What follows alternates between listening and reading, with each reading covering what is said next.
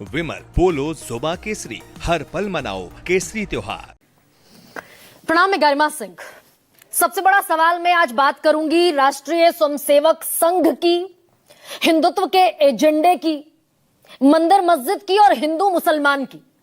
एक बयान सबसे पहले आपके सामने पढ़ती हूं, मोहन भागवत का, संघ प्रमुख का, बीजेपी के अभिभावक का और इस देश के चोटी के 3 महत्वपूर्ण व्यक्तियों में शुमार होते हैं मोहन भागवत। दरअसल उन्होंने एक बयान दिया था 2022 में। वो कहते दिखे थे नागपुर में 2 जून 2022 को कि हर मस्जिद के भीतर शिवलिंग क्यों देखना, हर रोज एक नया मामला निकालना ये नहीं करना चाहिए, हमें झगड़े क्यों बढ़ाने हैं और हर मस्जिद में शिवलिंग क्यों देखना। कुछ प्रतीकात्मक स्थानों के बारे में हमारी कुछ विशेष श्रद्धा थी, लेकिन रोज नया मामला निकालना ठीक नहीं है। भाई यहां मंदिर, यहां मस्जिद, यहां शिवलिंग। लेकिन इस ताकीद के बावजूद 10 महीने पहले संभल में उत्तर प्रदेश के जमकर बवाल हुआ। और वो बवाल इसलिए हुआ क्योंकि संभल की शाही जामा मस्जिद के नीचे हरिहर मंदिर हुआ करता था 1500 में। अभी 2025 में हम बैठकर बात कर रहे हैं। यह याचिका दाखिल की गई थी सिविल कोर्ट में। अब उसके बाद जब कोर्ट के आदेश पर सर्वे का आदेश हुआ तो वहां बाकायदा सर्वे के लिए जो टीम पहुंची उसके पीछे एक भीड़ थी जिसने जय श्री राम के खूब नारे लगाए और उत्पात यहां तक मचा कि 50,000 लोगों के भीड़ निकल आई। खूब पथराव हुआ और पुलिस को लाठियां तो नहीं बल्कि गोलियां चलानी पड़ी और 3 लोगों की मौत हो गई। इतना बवाल हुआ संभल में। और उसके अलावा कुछ और याचिकाएं भी दाखिल हुई। उन याचिकाओं में राजस्थान के अजमेर की याचिका बड़ी महत्वपूर्ण हो जाती है। वहां ये कहा पहले हुआ करता था हरिहर मंदिर और 1911 की एक किताब का हवाला दिया गया। ये एक और याचिका दाखिल कर दी। इसके अलावा मध्य प्रदेश में एक और याचिका दाखिल हुई कि भाई यहां जो भोजशाला है वहां भी, यहां पहले भोजशाला हुआ करती थी एक मुस्लिम स्ट्रक्चर के पीछे। और अलावा इसके विवाद जो ज्ञानवापी का है और दूसरी तरफ जो विवाद है श्री कृष्ण जन्मभूमि और शाही ईदगाह का, जिसे मथुरा का विवाद कहते हैं, ये सारे विवाद हैं।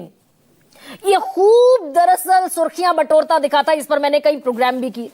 उसके बाद एक और बयान दिया संघ प्रमुख मोहन भागवत ने पुणे में 17 दिसंबर 2024 को। उसमें उन्होंने कहा कि बहुत सारे लोग ऐसे मानते हैं कि ऐसे मुद्दे उठाकर हिंदुओं के नेता बन जाएंगे। इसे किसी सूरत में स्वीकार नहीं किया जा सकता और भारत को ये दिखाने की जरूरत है कि हम एक साथ रह सकते हैं। लंबे समय से हम सद्भावना के साथ रह रहे हैं और हमें यह संदेश दुनिया को देना है कि हम सद्भावना वाले मुल्क हैं। कौन अल्पसंख्यक, कौन बहुसंख्यक, यानी कौन मुसलमान, कौन हिंदू, यहां सारे लोग इक्वल हैं, सब समान हैं। ये संघ प्रमुख कहते दिखे थे पुणे में 17 दिसंबर 2024 को। अब इसमें जो डिकोड किया गया संदेश, वो डिकोड ये किया गया कि भाई उत्तर प्रदेश में, मसलन अगर योगी आदित्यनाथ की बात करूं, उत्तर प्रदेश के मुखिया की, वो खुलकर कहते दिखे भाई हम तो 80-20 के मुद्दे पर चुनाव लड़ेंगे। तो समझाइए गया, इसे डिकोड किया गया संघ प्रमुख के बयान को कि ये दरअसल ताकीद है बीजेपी के उन नेताओं को जो खुलकर हिंदू मुसलमान का एजेंडा चलाते हैं। अब लेकिन बड़ा कमाल का एक सेशन हुआ अभी 6 दिन पहले, व्याख्यानमाला संघ का यह कार्यक्रम था 100 साल पूरा होने के मौके पर 26, 27, 28 अगस्त को। अब 28 अगस्त को यहां मोहन भागवत के सामने दरअसल सवाल रखे गए, उनको सवालों का जवाब देना था। इसे कहा जाता है संघ की भाषा में जिज्ञासा समाधान। हमने अपनी जिज्ञासाएं लिखकर उनके सामने रख दी, उन्होंने हमें जवाब दे दिया। तो सवाल यह हुआ दरअसल उनसे कि बहुत लंबे समय पहले सार्वजनिक मंच पर संघ ने यह कहा था कि हमने जो राम मंदिर आंदोलन में जिस तरीके से भूमिका निभाई, अब संघ ऐसे किसी आंदोलन का हिस्सा नहीं बनेगा। काशी मथुरा के बारे में संघ की ऐसी कोई योजना नहीं है। आप एक नारा बुलंद होते हुए सुनते होंगे कि अयोध्या तो झांकी है, काशी मथुरा बाकी है। अयोध्या में भव्य राम मंदिर का निर्माण हो गया। अब संघ से सवाल यह पूछा गया कि राम मंदिर के मुद्दे पर आपने आंदोलन का समर्थन किया और कहा कि काशी मथुरा में हम ऐसे आंदोलन में शरीक नहीं होंगे। काशी मथुरा के लिए राम जन्मभूमि जैसे आंदोलन की कोई जरूरत नहीं है।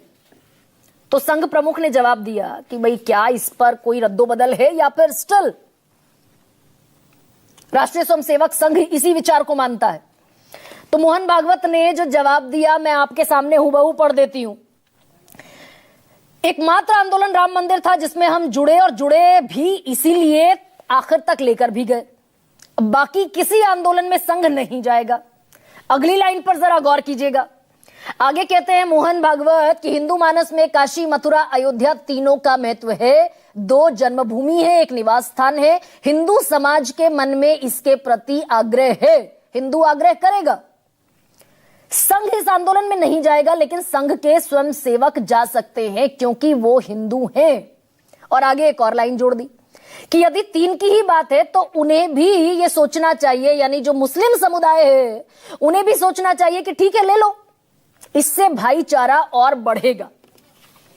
अब संघ प्रमुख कह रहे हैं कि संघ नहीं जाएगा लेकिन स्वयंसेवक जा सकते हैं, यानी क्या ये एब्सोल्यूट हरी झंडी है कि भाई अब क्योंकि राम मंदिर आंदोलन तो खत्म हो गया, भव्य राम मंदिर का निर्माण भी हो गया, लेकिन मथुरा, काशी जो स्टिल पेंडिंग मुद्दे हैं उन पर एक बड़े आंदोलन को हरी झंडी देता हुआ दिख रहा है कि राष्ट्रीय स्वयंसेवक संघ।